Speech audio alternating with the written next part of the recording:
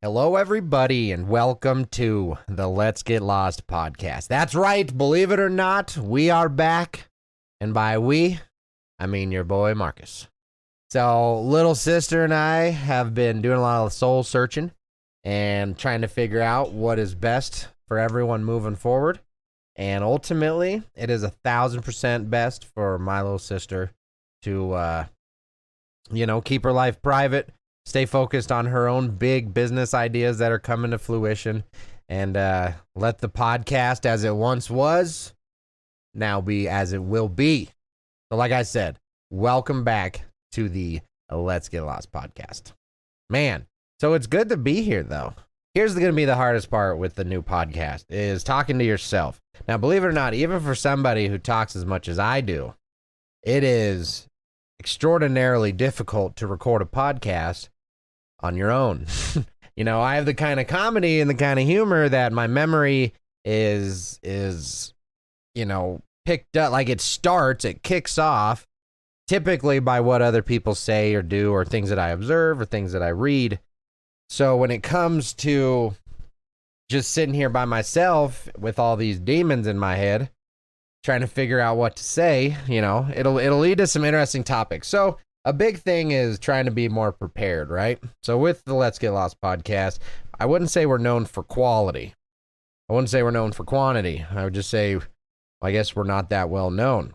But it really just, every time I think about it, I unfortunately tend to go to more of a depressed place, because I'm depressed, and that's what when you're depressed, you're sad, and when you're sad, your brain goes to things that, typically tend to be on the negative. And now here's the nice thing about me is I've spent a lot of time and energy trying to figure out how to, even though I am sad, like it's not going to dictate or control, my decisions or my opinions. And I'll tell you what, it's not a surefire method, folks. And you're going to, I got a really bad back pain going on right now. So you might hear this old man, get a little stretch in from time to time. But, anyway, I digress. I actually forgot what I was talking about. Well, seeing that's where having a partner helps a lot. Shit. Yes, depression. That's right. So I don't necessarily remember exactly what I was saying, but I think the gist of what I was going towards was having that knowledge that I am, in fact, depressed. And it's been a tough year for everybody. And when you're depressed, it's that train of darkness, right? Having that information of just admitting or knowing that I am suffering from this situation at the moment allows me to then find the willpower within myself to sometimes push through that doubt or push through that anxiety, whatever you want to call it, and actually do it. Today was one of those days because, I was bummed about the podcast, the old version of the podcast, kind of going to bed, and that's okay. It's okay that I was bummed about something that I liked no longer being in my life, right? So there's nothing weird about being upset about that. The problem therein lies is when you are upset and you allow that emotion, you allow that upsetness to dictate what you do next, right? Because that's really the problem. Everybody feels shit all the time. You're going to feel angry. You're going to feel upset. You're going to feel happy. You're going to feel horny. You're going to feel all of it. You're going to feel every single emotion that the spectrum of emotions has, because that is called being human. We feel emotions, okay? It means we can be evil. It means we can be good. It means we can be great. But the biggest thing that typically leads to evil is when you listen to your emotions instead of learn from them, right? So instead, when you get your heart broken, instead of realizing that, man, that succubus, she ruined my life. I hate her forever, and you can't let that dictate what you do. Because she made you upset, because she made it feel like somebody ripped your heart out and you've never been in this much pain, because humans feel emotion, that does not allow you to then try to hurt her or hurt somebody else because you feel so bad. You feel like that's your only option. because emotions can cloud. I mean, emotions are the thickest sandstorm that anybody can ever be trapped in. It hurts. It's hot. It gets in your eyes. You get all puffy. It's impossible. You feel like you're going to die. But sandstorms eventually stop. Hurricanes eventually end. Floods subside. Tornadoes go away. Do you see where I'm going with this? So if we have one flood, and during that flood, we all panic like it's never coming back. Like Noah was chill, man. He's like, hey, it's a flood, y'all. I got a boat. Oh, it's actually just for the animals. But see how I built a boat? You should have seen what I was doing. Built your own damn boat, because now what's going to happen, right? So you don't just change everything about your life, and you don't change laws, and you don't dictate behavior based off of an emotional response, right? And I don't even know what the point is at this point, but it matters. Understanding emotions means that you have control of them. So yeah, I mean, that's my thoughts and opinions on that. So I went to high school back in, like 2006 is when I graduated. 2006 is a long time ago. That was a different world. I was in high school when the first school shooting happened, the one at Columbine. When Columbine first happened, that didn't happen yet. You know, most of that big killing and big shooting was reserved to like hoods and cities and, you know, not schools. Like, since when were there school shootings? You didn't hear about that shit ever, man. Ever. And then now it's a commonplace in the world. This ain't a U.S. thing. I know a lot of people like to think it is, but it is a huge problem, man. Murder, death, lack of appreciation for life. And you know what the ironic part about that is? The moment we started to empower everyone, that's when we stopped giving a shit about life. Like, as soon as everybody mattered, then all of a sudden nobody mattered, which is gnarly to think about, because you think with exposure and experiences and mutual like cohabitation and working together as a species, we would be like, hey, this is probably the way to go, right? Like, I like you, you like me, we all like each other, and we're all the same. Who gives a fuck? But no, that's not what it is at all. It's at all. But you know why? Because of those fucking emotions I told you about earlier, man. Like, truly, that is what it is. We have so many people who think just because they're sad, they're in pain or they're hurting. And to you, I say, like, fuck you, man. That is, I say that with confidence as somebody who has tried to kill himself before, right? So, like, don't come at me, oh, you've never been this sad and blah. No, I was that selfish before. And here's the thing, I'm not saying you can't. It's your life. You get to do whatever you want, but I will always, always tell you it's not worth it to kill yourself. That's what I'm talking about. For people who like to dance around it. Okay, I can promise you, I can absolutely promise you, unless it's for a medical reason, if it's only because of mental trauma, mental pain, you've been hurt mentally, okay, it is never worth it to kill yourself. And I can tell you why. Because you can be fixed because you're broken. If you're broken, you can be fixed. And that's why you can't think of it as it's okay. I mean, it's okay in the way that you shouldn't beat yourself up, but it's not okay to be okay with being not okay. Does that make sense? Because it does in my brain. You need to be okay with being in pain. You need to be okay with being hurt. It is so important. It is one of the best lessons you could ever receive as a child is pain. To feel loss, to feel like sorrow. And here's why. Because when you collapse, when you get destroyed, when your body gets broken, when your mind gets broken, there is never a better time to manipulate someone if you're evil, or to build someone up and make them better than they were before. There's no better time. It's why terrorists do it to hostages. It's why the military does it to us. It's why the police do it to their new recruits, because there is no better time in anybody's life to dictate or control their decisions than when they are damaged emotionally. Sound familiar, news outlets? Sound familiar, any government that has ever existed? I don't know if this is the way to go. Am I going to be the crazy guy on Twitch spreading shit? No, I'm not, because at the end of the day, circling back, as a child, everything is a trauma. As a child, everything is the worst thing that has ever happened in their lives ever. And nothing will ever be as worse as this day right now, because life is pain and sorrow and misery. That's what a child thinks. And that's why when a child is experiencing those emotions, it is your job as an adult, it is your job as a well-rounded human being to take somebody who is hurting and help them become a better person. Because if we all did that, if we all had the common goal of not being dictated by our emotions, merely learn from them, and always have the idea of, regardless of who that person is, unless they're a bastard, we'll get to that in a second. Unless they're a bastard, no matter who that person is, they deserve to be helped. Okay, there's a huge caveat to that. Huge one. We're helping everybody, what I'm about to say. Okay?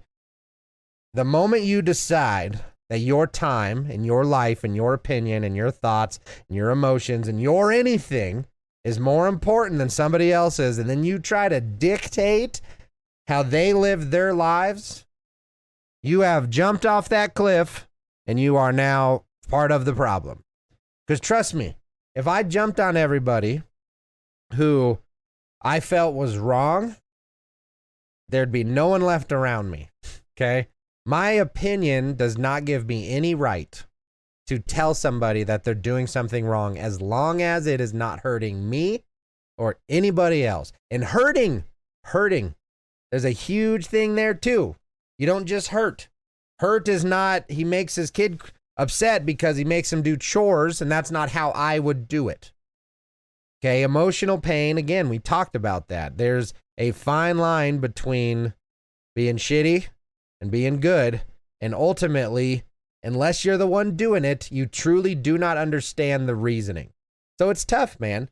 There's no perfect answer. Because look what I did. I was here, I was there, I went left, right, up, and down. Because ultimately, what we need to try to figure out is the solution. Where is the path? So we're not jumping and jamming and moving everywhere. Where is that path to salvation, right? Like, where is that path to peace and harmony amongst humans? And you know where it is? It's in independence. It's in freedom to fail. It is in freedom to learn from your mistakes and freedom to feel pain from bad decisions. What is the best way to not get hurt? Get hurt once and survive it. You know how many times I took just power tools to the dome before I realized how important head safety was? Or how many times I had to almost break my ass falling off a ladder until I realized, like, ladder safety matters. Okay, the older you get, the more experiences you have, the more times you fail, and therefore you will become better. You absolutely will become better with every single failure if you take that failure to a positive place and know that it happened, it has no bearing right now, and it will never touch me again as I move forward.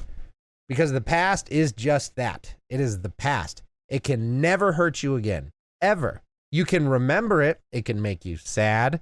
It can be a forever lesson. The event that happened in the past could forever affect your future. You could have a car accident and now you're paralyzed for the rest of your life. That car accident, though, will never hurt you again. You will not, unless you didn't learn from that first experience. That car wreck most likely will not happen again if you truly learned the lesson from what happened, even being paralyzed. And it's, again, I'm not saying that shit doesn't still suck. I'm not saying paralyzed people who got hurt and they're depressed have no right to be. They absolutely do, bud. But you only got a couple options at that point. When you're on the bottom, when you feel, okay, when it's life or death at this point, you got two doors to go through. Dead, which is dead, and that's the door, and there's nothing after that door. I don't care what you believe. You have no guarantee that door is just darkness forever. So if you have peace in the afterlife, that's great. You can go with hope, but you still don't know. Okay, so that is, in my opinion, that is the only 100% guaranteed outcome. You go through door A, you're dead.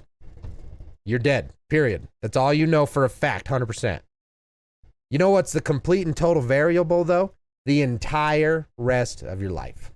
Literally, the entire rest of your life is an unknown and is an uncertain, for good and bad. You think you're on the bottom now, and then you get hit by a double-decker tomorrow, and you're paralyzed. Your life could get worse. It absolutely could. But I promise you, you know what the fun part about it being able to get worse? It means that you still are in a place that is positive because you're not in the worst possible situation. And that understanding, that knowledge, I really think should bring you some peace. Because it should. It should bring you peace.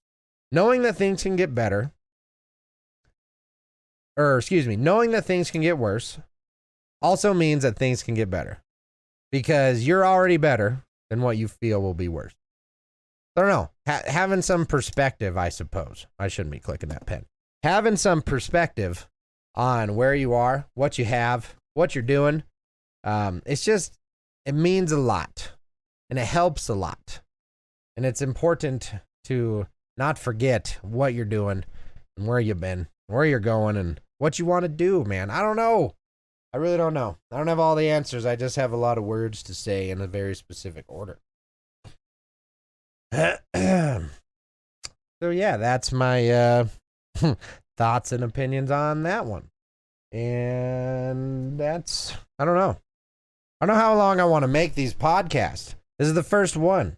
So new format means new everything, right?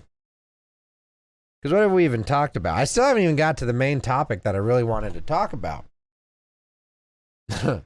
And, well, I kind of did, I guess. Multiple failures was really the big question that I wanted to talk about, was just how important it is to fail.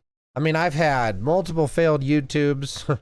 I've had a current failing YouTube, you know, it based off of what I define as success, right?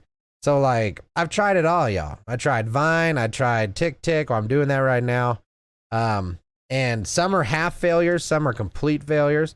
But the thing is you never stop. Like, if this Twitch doesn't work out, I'm going to do something else. I'll make another one. I'll be fat guy in a hot tub. I mean, there's so much to do. Like, I used to do this thing called 5 Minutes with Mark, where I'd get on every Wednesday and I would do a little Facebook Live thing where I would talk to my Facebook groups, and that was back before Facebook was just a cesspool of asshole dust. And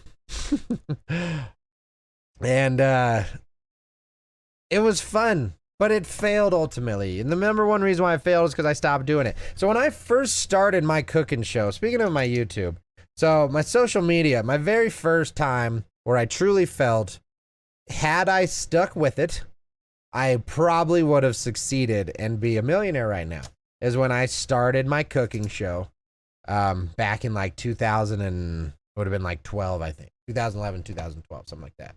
And I look at some channels now that were very similar to what I had done, and they started a little bit after me, but essentially they just were consistent, right? They kept making shows, and now they're millionaires, and they're YouTube millionaires, and it's great. And that is one. Gibbles and Bits is I feel, if I would have stayed with it, I would have grown with YouTube as YouTube grew, because it wasn't as big back then. And your boy would be probably retired. And actually, you probably wouldn't be watching me, because I'd already be a millionaire living in my cave in the woods. Man. But again, that's all hindsight. You can't say hindsight is the way to go, man. Because like I said, it's the past. The past is cemented in concrete. Then you cannot change it, man. Nothing. There's nothing you can do to change the past. You can harp on it. You can learn. You can do everything except change it. And that's where I use that now as like oh, you don't want to stream today, Mark? You remember Gibbles and Bits? You son of a bitch. Like, are you going to miss out again? And that's a huge motivator. So think, if I never would have failed, bringing her home again, if I never would have failed, my first YouTube, I would lose a huge motivator for right now. But I'd be a millionaire. So.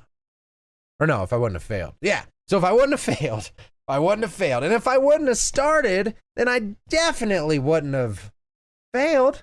But I'd rather have failed than never have tried. Do you know how many people just when I tell them all the shit I've done, and I could go on and on and on. When I tell them all the shit I've done, they can't believe it. They're like, you did that too? And I'm not embellishing. If anything, I downplay a lot of stuff because it feels like I'm embellishing. Literally telling my story feels like I'm making it up, and I lived it. So I try really hard to just, because I am proud of what I've done. I'm proud of my accomplishments. I'm proud of every failure, because every failure is a story. And that's the best part, right? Everything you do is a story. It's another page in your book. It's another chapter for you to tell people about. And I live for the story, man. It was a big part of the depression I was talking about earlier. Is I feel like as I've gotten a little older, I stopped making stories. And that's a bummer, you know? And when you feel like the number one thing that you used to go to for confidence and that made you different than everybody, when you notice that part of you kind of died a little bit, that'll kick anybody into a weird place, you know? And again, I'm not going to bring this back down into the gutter like earlier, but identity is huge. And I'm not talking about this modern bullshit definition of identity. I'm talking about identity for yourself, self-identity, not what other people call you, not however other people see you. How do you see yourself? Because in an empty room, are you happy? Are you only happy when you're on your phone? Because you're not alone when you're on your phone. Hashtag bumper sticker, right?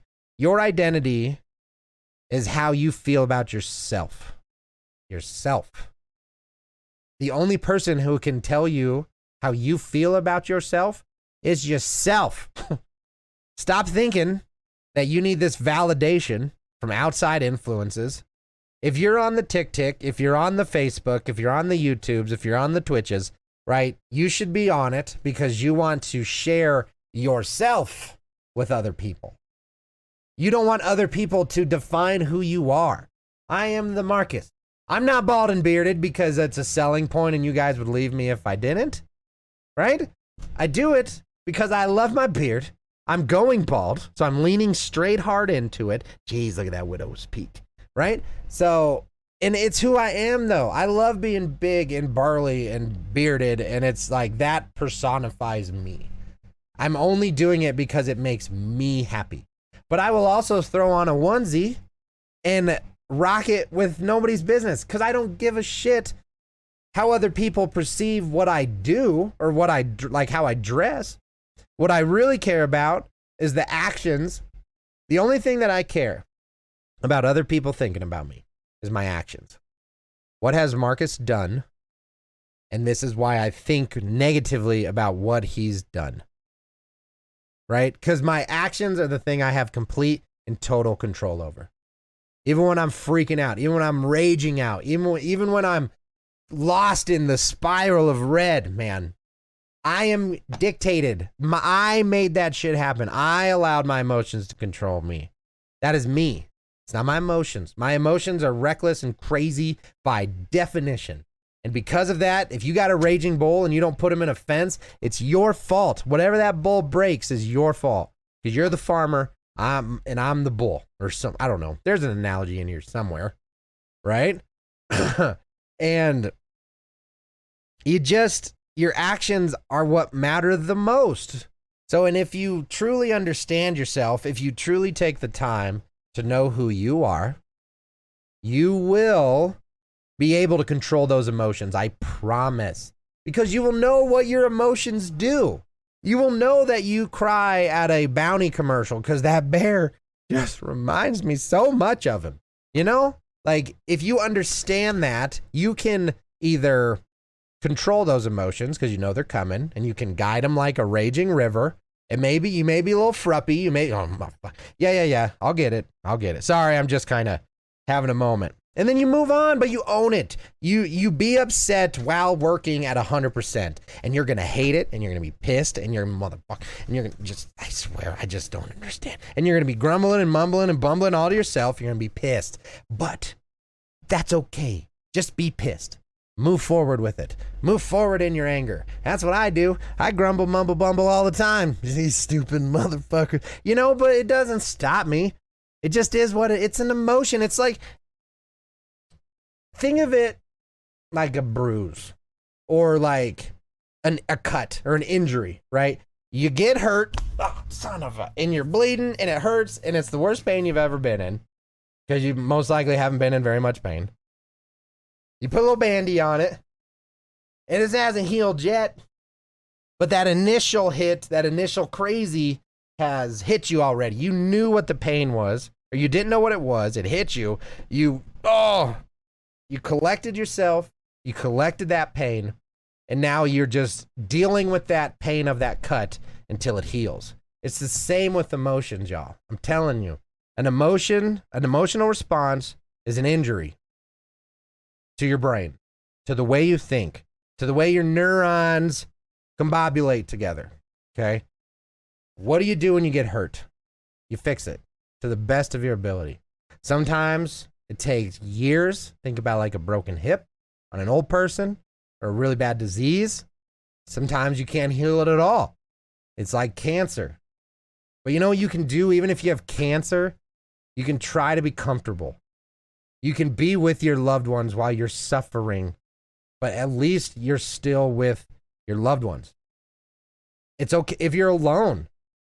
You can either spend the rest of your days just thinking about how you're going to die, or you can use that time to appreciate that, hey, at least it used to be all right. There's always a positive. I'm telling y'all, there is. And if there's not, you need to talk to me because I bet y'all find it.